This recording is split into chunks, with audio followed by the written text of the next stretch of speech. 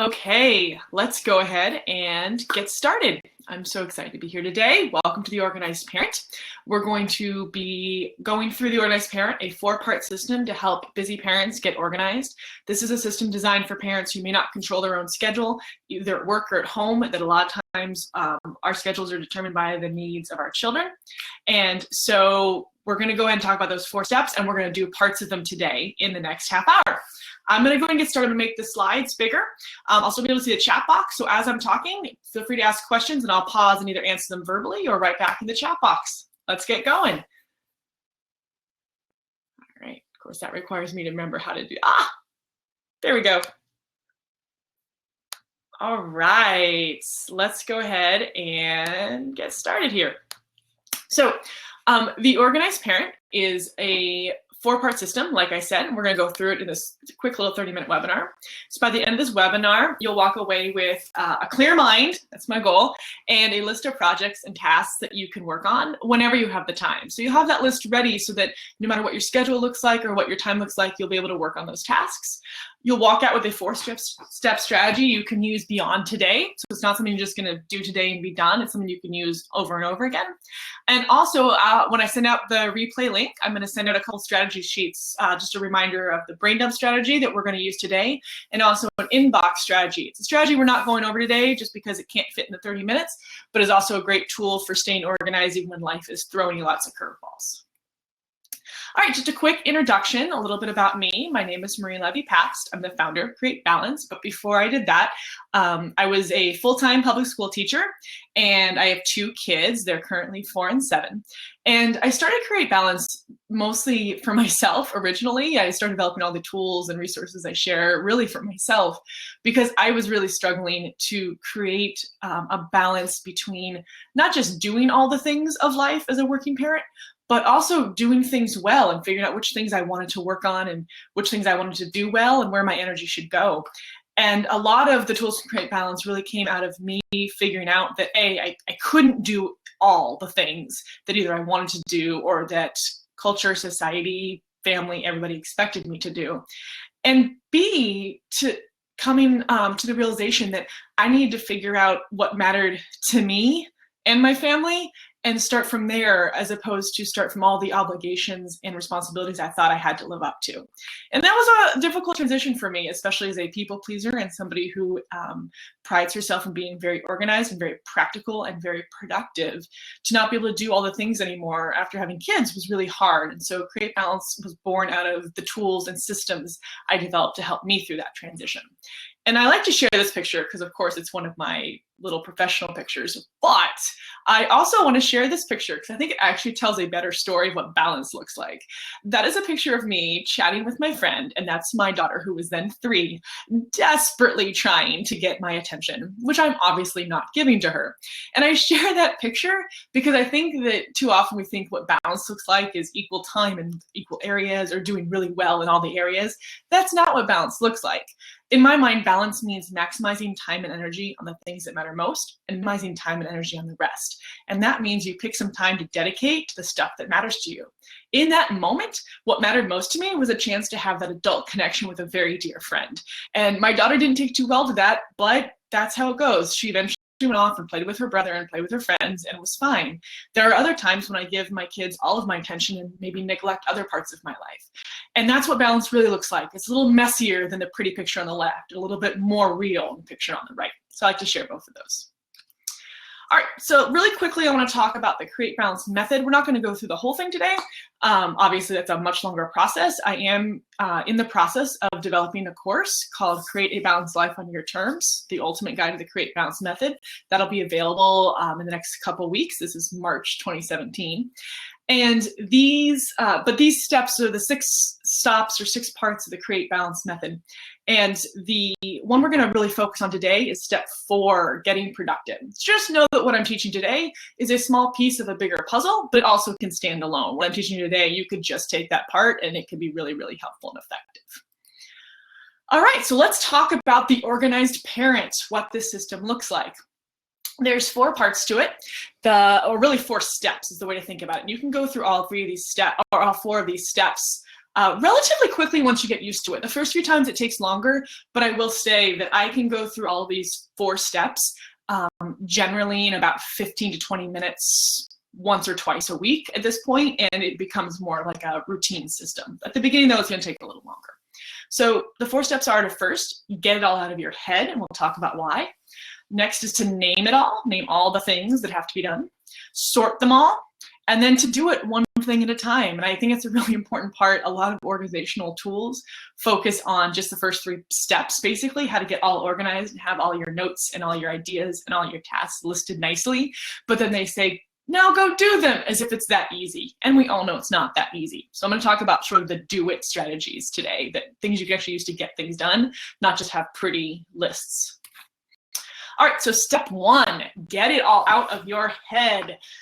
It is so important to get everything out of your head before you start trying to be productive. And that's because it's really hard to be productive when all the things you're trying to remember to do are swirling around your brain. And anybody who's done any creative work knows this, that step of getting into flow or getting into focus is really hard when you're trying to remember that you have to pick up cat food and that you have book fair coming up and all the other things in life. So getting everything out of your head to create space to do the work or do the things is a really important part of the process. So today we're going to do the brain dump, which is one of the major strategies I teach for how to get things out of your head. I love this quote. I love this idea. When you are busy thinking about the things you need to do, you don't have enough mental energy left to take care of the things in front of you.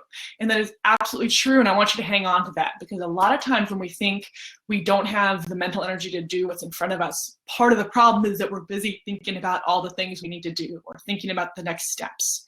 So it's a matter of clearing out that space in your brain. If you want to get technical, it's about working memory. That's the part of your brain that holds short-term ideas and short-term reminders. So if you're busy thinking about all those things, you don't have the working memory or the mental energy to do the things in front of you. And that's how we're going to clear out space for right now. So I want you to go ahead and I want you to take a pen and pencil or a notebook or a planner, or even open up a document or a note in Evernote or whatever system you want to use. And I want you to just take a few minutes right now to take all the things you're thinking about in your brain and write them down. It could be things you want to remember to do. It could be ideas or inspiration you've had. It could be something that's been nagging at you for a while. It could be something that you know you want to work on soon, but you don't know when. All of those things count. We're just going to do this for about a minute now. And then if you are watching this as a replay, you can pause it if you need more time. So let's take a minute now. I will play some lovely music and we will dump out all that stuff in your brain. Let's go.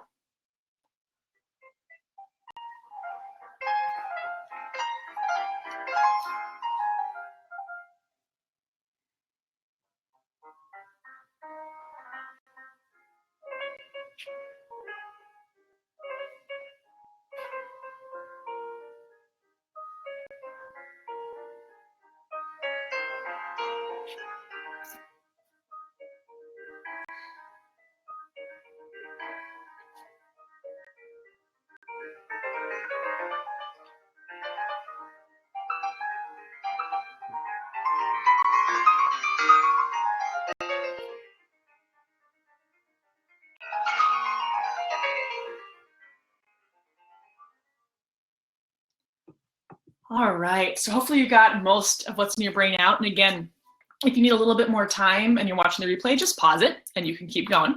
But now let's talk about what to do with all that stuff.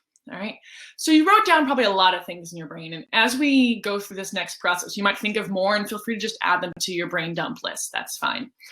But next I want to talk about naming them. And naming is a really important step. I do it in several parts of the Create Balance method. And that's because when we name things, we make them more actionable. When we name things, we make it concrete and something we can do something about. When there's no name for something, it's hard to really know where to put it or what to do with it. Once you name it, you know what to do about it. So there are 4 major naming pieces in the organized parent. And that's action steps, projects, inspiration, and dates. Some of them might seem self-evident, some not. I'm going to share some examples. So an action step, pretty basically, is a physical and visible action you can complete. So some examples might be things like sign the permission slip for the first grade field trip, or put all the dirty dishes in the dishwasher, or complete the 2-page TTP report for Angie, whatever it is. And these are things that you can check off a list. And that's really important to note, because I think what's an action step, sometimes people think a big project is an action step, but an action step is really something that you could probably do maybe in 5-10 minutes or less, and you can check off the list. So for example, thinking about a retirement plan would not be an action step, because you're never going to really stop thinking about a retirement plan. But listing 3 IRA options for your retirement plan is absolutely an action step, because it's something you can check off a list. All right, so projects. Projects are any goals or objectives that require more than one action step. So you might find that you listed a few steps or a few tasks that's really part of one project. One project I've been thinking about in our home is we want to redo our back deck. That's a project. I've got a lot of ideas, a lot of links, a lot of steps to it. I can't just do it in a weekend. It's something that takes a little longer. So project is something that has more than one action step. Some other examples are planning my child's 5th birthday party, or getting the dishwasher fixed, right? If the dishwasher needs to get fixed, I need to figure out what the problem is. I need to look up the part. I need to see if it's something I can do myself, and so on. As a teacher, I know that unit planning, where we actually plan long-term objectives, short-term lessons, that's a project. It's not something you just sit down and do. So look at, thinking about in a minute, we're going to look through your list. You probably have things there you might have thought were action steps or tasks, but when you look at them, you realize they're actually bigger projects that have multiple steps. And inspiration, I like this category because it captures a lot of things I put on my list that I don't know what else to do with. An inspiration, for our purposes, is just an idea that you want to think about or wonder about, but doesn't have clear action steps yet. Sometimes in the land of productivity and organizational tools, we get so focused on action steps or tasks or checking things off, we miss out on other ideas or inspiration that we all think about, but because they don't fall in a neat little to-do list box, we lose them, or we let them stay in our brains because we don't know where else to put them. And I want you to have a space for that. That's part of being organized, is also having a space for the stuff that doesn't fit neatly in other boxes. So if you have inspirations, you might have written some stuff down that you're not quite sure if it's a task or something you check off, but you know what matters to you, we're going to call that an inspiration. Here's some other examples that I've had recently in some of my recent brain dumps, because I do them about once a week. Think about decluttering. I don't even know where to begin, but I know I just want to pay attention to it. Especially since the election in November, I've been thinking about how do I get politically active and what does that look like in my life. For me also, I want to get in shape. I want to get a little stronger. Also, I want more spirituality in my life and my family's life. These are all things I'm thinking about. They don't have clear action steps for me yet, but I also have them listed because I don't want to lose them. And a date, hopefully this is pretty self-evident. It's literally a reminder of an event or occasion that happens on a specific day. So things like patient reports for the quarter are due March 19th, or dinner with friends, paying a bill. So a date can be both the day of an event or a due date. Either one of those would count. All right, so take a moment. I should actually back up a second. Take a moment and look on your list. And I want you to go ahead. I'm going to go back here just for a minute so you can see all of them at once. I want you to just look at your brain dump and see if you can label everything or name it as either an action step, a project, an inspiration, or a date. And you can just write the letter next to it, right? So an action step, put an A. Project, put a P. That's fine. One thing I do want to say, when I do this in workshops, people often get hung up. They'll ask me, Marie, is this thing a project or an action step? Or does this count as inspiration? And the answer I'm going to give is it really depends on how it functions for you. So something, redoing my back deck for me is a project. But for other people, it might be inspiration because they're not really ready to work on it yet, but something they want to think about. Similarly, for some people, cleaning their bathroom might be an action step. For me, that's a project, both because I hate doing it and because I just have chosen to do a little bit at a time. So I'll say this week, I'm just going to clean the sink or the toilet, and that's my only piece of cleaning the bathroom that week. So it's up to you. But I say name things based on what function they play in your life or how you think they'll play out. Are they a project, an action step, or an inspiration? Dates are pretty self-evident, but you also can decide whether or not to put self-imposed deadlines as dates or as projects, for example. So again, I'm going to take about just 30 seconds here, not too long, and let you go ahead and label everything. Name it as either an action step, project, inspiration, or date. Everything you've listed on your brain dump, put a letter next to it depending on what you think it is.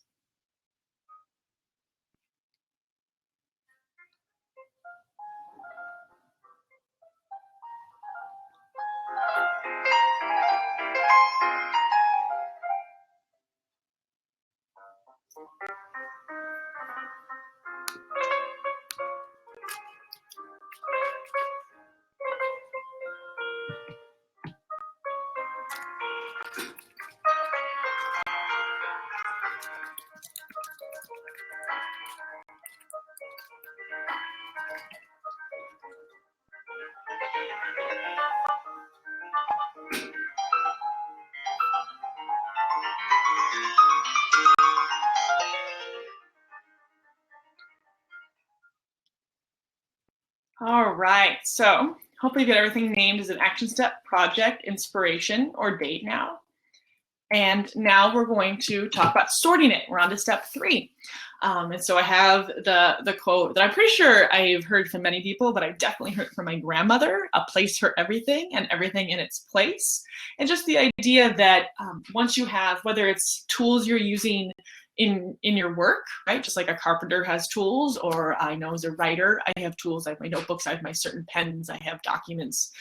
Whatever tools we use in our lives, we need to know where they are. We need to put them in places that are routine so that we're not wasting mental energy figuring out where stuff is, and can instead spend our mental energy doing the things and doing the work and putting that energy towards the things that matter most to us. That's what the sorting is really about. It's about getting organized, not for the sake of being organized, but getting organized so that you can actually do the things that you want to do. So what we're going to be doing is making a collection of project sheets. And hang with me here, because I know we just said projects were one of the things that we named, but we're going to actually make project sheets that work for everything. So what I'm going to ask you to do is think about, maybe you already have a system, great. If not, just think about how you might want to have a collection of project sheets that you can refer back to. So this is really important. It needs to be something that you can look back at maybe about once a week or once every 2 weeks. For a long time, I used Evernote as a tool, which was a great little online app. I could have it on my phone. But in the about last year and a half, I've gotten more interested in using bullet journals and paper to pen. I found I think better that way. So I've actually gone back to kind of an old school planner that I keep all of my project sheets in. You also could use a document for each. If you want to use Google Docs or something like that, you have one document for each of your project sheets. Or in a notebook, you could just have one page for each project sheet, and that'd be fine too. So think about how you want to do this. If you just want to follow along for now and then come back and think about what tool you want to use, that's fine. Or if you have a tool available to you, I would have it open so you can actually work as we check in about how we're going to sort all of your projects, action steps, inspirations, and dates. All right, so project sheet. First, what you're going to do is look at all your projects in your brain jump. So everything you label with a P. And you're going to create a project sheet for each one of those. And here's an example of what I mean by project sheet. This is an example from my son's 5th birthday party 2 years ago now. And I actually made a project sheet so that I could plan his birthday party, because I couldn't just sit down and plan it one weekend. It had to be in little pieces here and there when I had time. So every project sheet has some kind of title on it, some kind of thing that tells you what the project is for. So mine says project L's 5th birthday party. There's an area for action steps. So that's where you're actually going to list almost like a to-do list for your project. And here you'll see some things I had to do. I had to send an Evite. I had to search for easy crafts. I had to go online and figure out some easy crafts because we were having 10 children in our house, and I had to figure something for them to do. Once I decided on that, I had to cut out some stuff. I had to bring some stuff home from work, and you can sort of see my action steps. Now, to be totally fair, I shrunk this down. My real project sheet was much longer, but I didn't want to fit it all on the slide. So there are more action steps to this, including thank you notes and other stuff. And then another important part of a project sheet is having an area for ideas and notes. And again, sometimes we have thoughts or things we want to remember that aren't really action steps. We need to have a space for them. So ideas and notes. So this is where you can put things. I put my shopping list over here. You don't see it because I had to cut it off for space, but I also put links here to all of the crafts that I found. I put actual web links there so I could find the crafts again really easily. All right. So whatever you're using, a sheet of paper, an open document, an Evernote note, whatever you want to use for your project sheets, you can set them up really any way you want, so long as you have some kind of title, a space for action steps, and a space for ideas and notes. All right, so then you also will need a project sheet for general action steps. And here's what you're going to do. You're actually going to label it general action steps.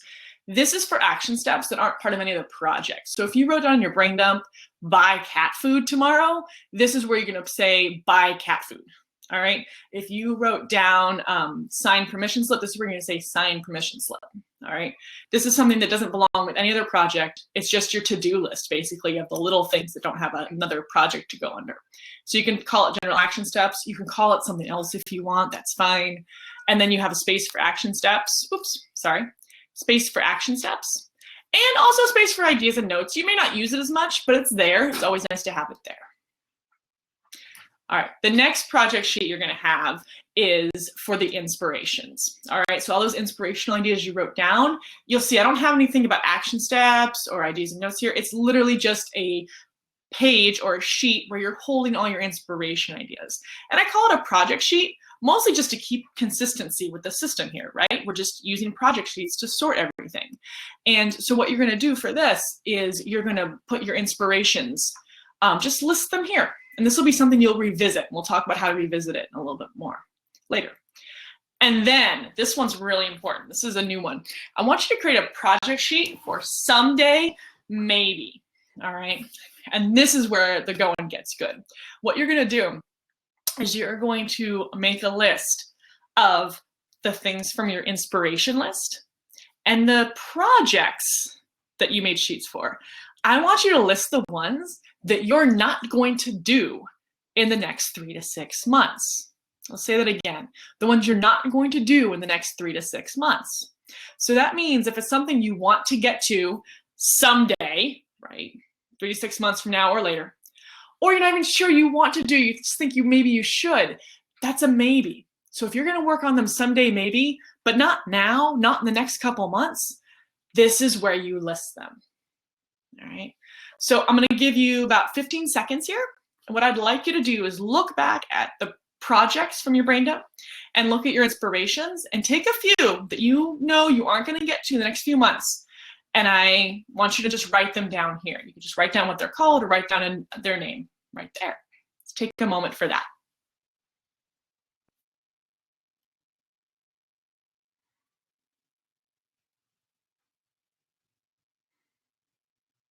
All right. And again, you can always pause this if you need to, and I will be sending out with the replay, I will be sending out some slides and some worksheets that'll help you too. But feel free to pause this and go back if you want to go through this step by step. It'll probably take you a little bit longer than I'm taking on this video. All right, last is for those dates. I hope this is relatively self-explanatory, but put them on the calendar, whatever calendar you use. I use Google Calendar, and we also have a family calendar on the fridge. You might have iCal or Google on your phone, whatever you use. Take a moment, whatever the dates are in the brain dump, put them in a calendar so you know to remember them. If you have a due date for something, let's say something's due March 10th, and you want to remember to finish it by March 8th, you could even put a due date for March 10th. You know, this thing is due, this paper is due, but on March 8th, say finish paper, right? Or whatever it is. So go ahead and take a moment and add some of those dates in.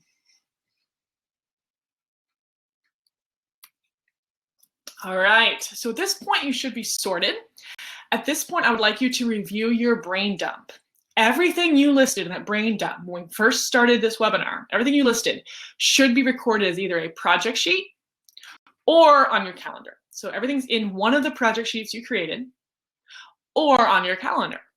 Once you've done that, you can delete or toss out your brain dump. And I will tell you, maybe this says a lot about my nerdiness and my sort of organizational craziness, but nothing makes me happier than crumpling up and recycling my brain dump list, because it feels like I took that hot mess that was in my brain and got to put it somewhere organized. And suddenly I feel like I can do this.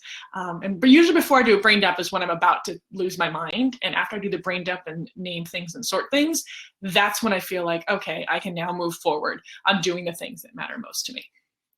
All right, so you've got your project sheets, you've got your calendar, you know what you need to do, you know what your next action steps are. So how do you do it? And I want to share a few tips about a to-do list that works.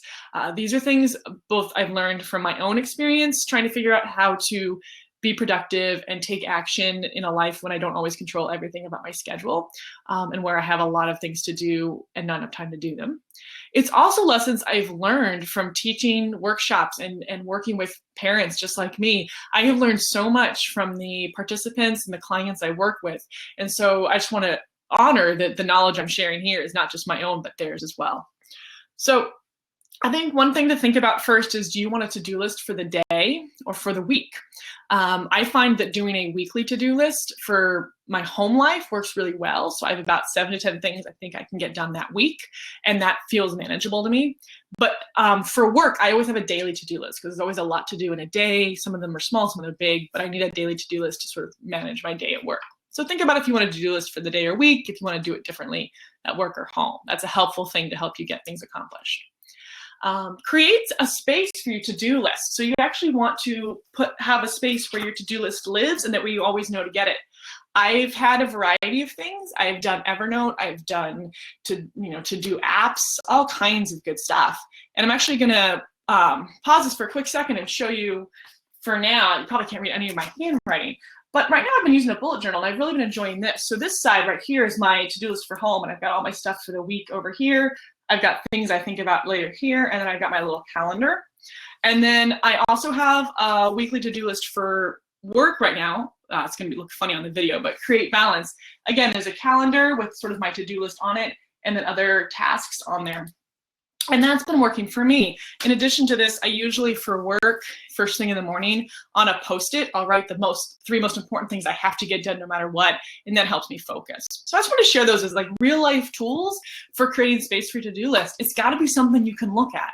A lot of people will have fancy apps that they don't bother to open during the day, and that doesn't help you. If a Post-it works for you, do a Post-it. I found that I really needed pen and paper after using electronic stuff for years. Do that. Do what you're actually going to look at and what's going to work for you. All right, so just to continue. And then I also, really important is you need to make sure you have time and space to review your projects. That's going to help you get stuff done as well. That's not including your someday maybe list. So the way I like to do it is I take all of whatever projects I've written down, including my general action steps, including my inspirations, including all of those, and I just review them once a week. I usually spend just a few minutes skimming over them and picking 1 or 2 to focus on for the week. And then those are my action steps for the week. The projects and whatever action steps they have become part of my to-do list. I don't do this with a someday maybe list. Instead, I review the someday maybe list every 3 months. So it's currently March. At the end of March, I'm going to review my someday maybe list and see if there's anything there I want to move into my normal project rotation for April, May, and June.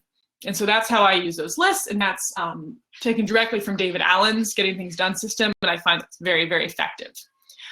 I also just want to emphasize a to-do list that works is limited. So I know a lot of people who think they're going to accomplish 7 things in one day, and I got to be honest, like, I don't remember the last time I accomplished 7 discrete things in one day if you don't count, feeding my family and maybe feeding myself.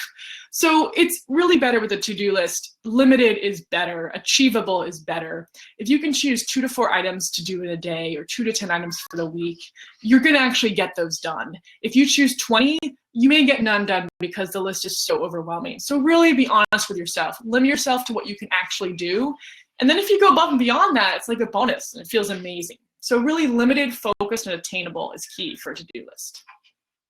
All right.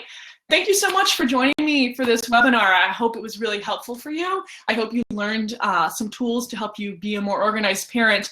And not because being organized is essentially, or not because being organized is the best thing ever, the most important trait in anybody. I think being organized is just a tool to help you do the things you want to do. I think being organized helps you spend less mental energy on trying to figure out what to do next, and you can spend more mental energy doing the things that matter to you. At the heart of it, creating a balanced life means maximizing time and energy on the things that matter most to you and minimizing time and energy on the rest. And being organized helps you do that because you're not wasting time trying to remember what you have to buy from the store. Instead, you're spending time taking action and doing the things that matter most to you that need to get done and feeling really accomplished doing it.